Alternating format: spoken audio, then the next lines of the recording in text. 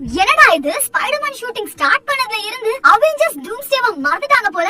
எல்லா பக்கமும் Spiderman news மட்டும் தாங்க இருக்கு. டூம்ஸ்டேவ கண்டுக்க கூட மாட்டாங்க. நியூஸ் என்ன அப்படின்னா, இந்த ஸ்பைடர்மேன் 4லயும் ஜெண்டாயா தான் ஹீரோயின். அவங்களும் இப்போதைக்கு லண்டன்ல கிளாஸ்கோல தான் இருக்காங்க. இப்போ ஜெண்டாயாக்கு கிளாஸ்கோல எந்த ஒரு ஷூட்டிங் சீக்வன்சஸுமே இல்ல. ஏன்னா அவங்களுக்கு நெக்ஸ்ட் ஷெட்யூல்ல தான் சீன்ஸ் இருக்கு. இப்போதைக்கு அவங்க செம ஃப்ரீயா இருக்காங்க. அப்போ லண்டன்ல அவங்க என்னதான் பண்ணிட்டு இருக்காங்க அப்படின்னு கேக்குறீங்களா? அவங்க அவங்களோட லவர் டாம் ஹாலண்ட் கூட ஜாலியா ஊர் சுத்திட்டு இருக்காங்க.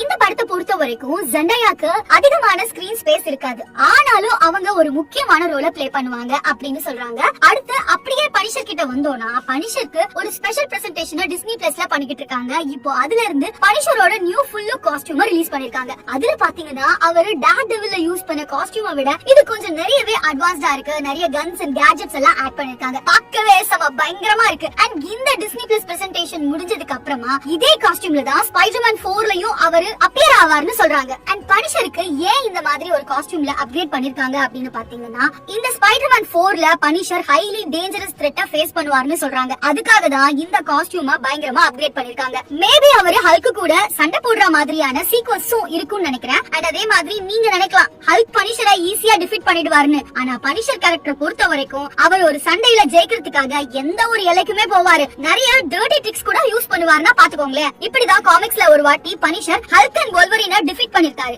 அத பத்தி ஃபுல் வீடியோ வேணும் அப்படின்னா நீங்க மறக்காம கமெண்ட்ல சொல்லுங்க. நாங்க கண்டிப்பா டீகோட் பண்ணி ஷார்ட்ஸ்ல போடுறோம். இந்த மாதிரி மார்வெல் அப்டேட்ஸ்க்கு சேனலை மறக்காம ஃபாலோ பண்ணிக்கோங்க.